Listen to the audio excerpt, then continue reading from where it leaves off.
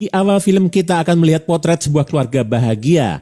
Sang ayah yang baru saja pulang dari perjalanan bisnisnya tampak disambut hangat oleh 4 anaknya. Anak pertama bernama Christopher, anak kedua bernama Katie, sedangkan yang terakhir adalah si kembar Corey dan Carrie. Tak lama kemudian, istri cantiknya yang bernama Corinne bergabung. Untuk melengkapi kebahagiaan itu, sang ayah memberikan oleh-oleh untuk mereka. Sayangnya kebersamaan mereka tak berlangsung lama, sebab sang ayah bercerita jika dirinya baru mendapatkan promosi jabatan. Artinya, ia akan pergi dan meninggalkan keluarganya lagi untuk sementara waktu. Hal itu langsung membuat Katie menjadi sedih. Untuk menghiburnya, ayahnya pun memberinya sebuah cincin. Adegan kemudian memperlihatkan Corinne dan anak-anaknya yang tengah menyiapkan pesta kejutan untuk merayakan ulang tahun sekaligus kepulangan si ayah. Ketika terdengar suara seseorang dari luar, semua orang sontak bersembunyi. Sayangnya, di luar dugaan, orang yang baru datang itu bukanlah sang ayah, melainkan seorang polisi. Yang tak kalah mengagetkan, polisi itu mengabarkan bahwa sang ayah telah meninggal dalam sebuah kecelakaan. Disinilah awal keterpurukan keluarga itu. Mereka bahkan mengalami masalah keuangan karena Corinne kesulitan mencari pekerjaan. Suatu hari, Katie menemui ibunya yang sedang sibuk dengan surat-surat yang akan dikirimnya ke Foxworth Hall. Keduanya terlihat obrolan singkat hingga Corinne mengatakan bahwa tak semua ibu mencintai anaknya. Katie kebingungan dengan maksud sang ibu, tapi tak berani bertanya lebih jauh. Surat yang tempo lalu dikirimkan Corinne akhirnya mendapat balasan. Ia pun menjelaskan kepada Katie dan Christopher bahwa rumah mereka akan disita oleh bank, sehingga mereka harus pindah ke rumah nenek mereka di Virginia. Keduanya terkejut karena sepengetahuan mereka tak mempunyai keluarga lain. Corinne pun menjelaskan jika mereka masih memiliki nenek dan kakek yang sangat kaya. Meski awalnya keberatan, Katie dan Christopher pun menyetujui keputusan sang ibu. Malamnya mereka berangkat dengan menggunakan kereta. Di sini Katie mulai merasakan keanehan karena tak satupun orang datang menjemput mereka. Akhirnya, mereka pun berjalan kaki hingga tiba di sebuah rumah besar dengan sebuah papan bertuliskan Foxworth Hall di pintu depan. Di sana mereka disambut dingin oleh perempuan tua bernama Olivia Foxworth yang tak lain adalah sang nenek. Keanehan semakin terasa ketika Olivia menempatkan keempat cucunya itu di dalam satu kamar yang kotor dan dingin.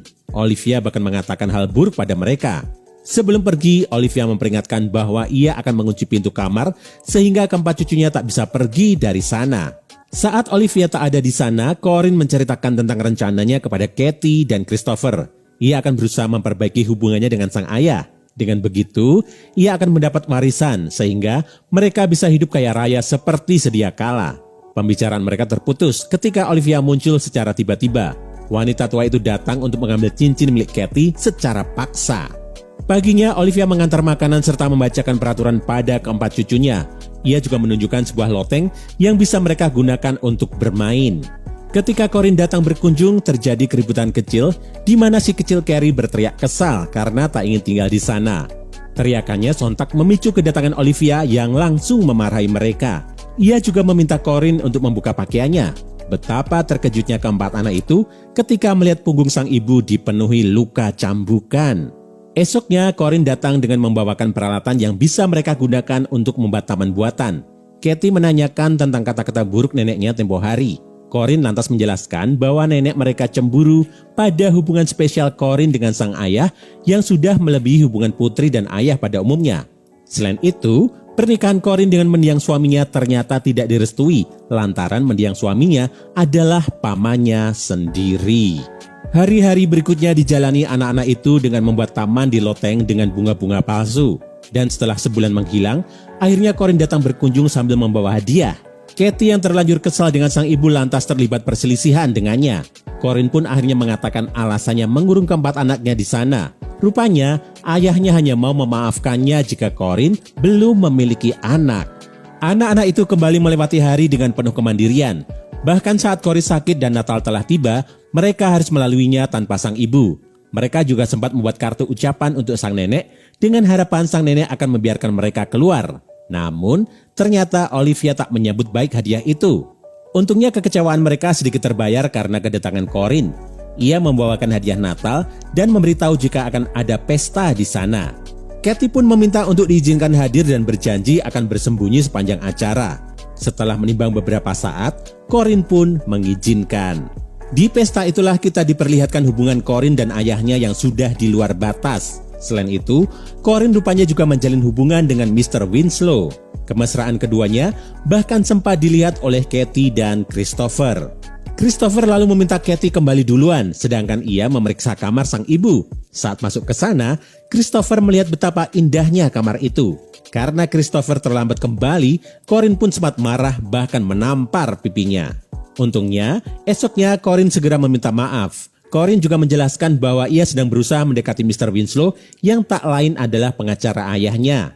Hal itu dilakukannya supaya semakin mudah mendapatkan warisan. Suatu hari saat genap 1 tahun anak-anak itu berada di loteng, Katie memergoki Christopher sedang membaca majalah dewasa. Walau terlihat sedikit penasaran, Katie tak bertanya banyak dan memilih pergi. Suatu ketika, Katie tengah mencoba bra pemberian ibunya ketika pintu tiba-tiba terbuka. Christopher sontak terkejut melihat penampilan adiknya itu. Ia bahkan tak bisa berkata-kata. Naas, sebelum Katie sempat memakai bajunya kembali, Olivia datang dan menuduh mereka telah melakukan hal yang tak senonoh. Sebagai hukuman, ia meminta Katie memotong rambutnya. Namun karena Katie dan Christopher menolak, mereka dan adik-adiknya pun tak mendapatkan jatah makanan untuk seminggu ke depan. Setelah berhari-hari kelaparan, akhirnya Olivia datang membawakan makanan. Namun secara diam-diam, Olivia ternyata mengoleskan tar pada rambut Katie saat dirinya tertidur. Christopher pun membantu Katie membersihkan rambutnya di batap. Saat itu, Christopher sudah terlihat menaruh hati pada adiknya yang hanya mengenakan pakaian tipis. Dan ketika membantu memotong rambutnya, Christopher tampak semakin tergoda dengan adiknya. Namun, ia masih bisa menahannya. Suatu hari, Katie yang sedang berlatih balet meminta Christopher untuk menjadi partnernya. Karena Christopher menolak, Katie mengusilinya dan keduanya saling berkejaran hingga sampai di atas kasur. Untungnya, sebelum keduanya melakukan hal tak senonoh, si kembar datang, sehingga keduanya langsung menghentikan aktivitas. Malam harinya ketika adik-adiknya telah tertidur, Katie dan Christopher kabur dari loteng. Keduanya lantas bermain-main di danau tak jauh dari sana. Sementara itu, setelah berbulan-bulan menghilang, Corinne datang dan mengabarkan tentang pernikahannya dengan Mr. Winslow. Namun, kali ini Katie dan Christopher sudah muak dengan sang ibu yang sudah melupakan tujuan awal mereka datang ke rumah itu. Kemudian adegan memperlihatkan Olivia yang datang membawakan donat untuk mereka. Ia mengatakan bahwa donat itu adalah hadiah dari ibu mereka. Olivia juga sempat memperingatkan bahwa donat itu tak baik untuk kesehatan mereka. Namun, anak-anak yang terlanjur senang pun mengabaikan peringatannya. Suatu hari, Christopher ketahuan tengah melihat keluar jendela, sehingga ia pun menerima hukuman cambuk.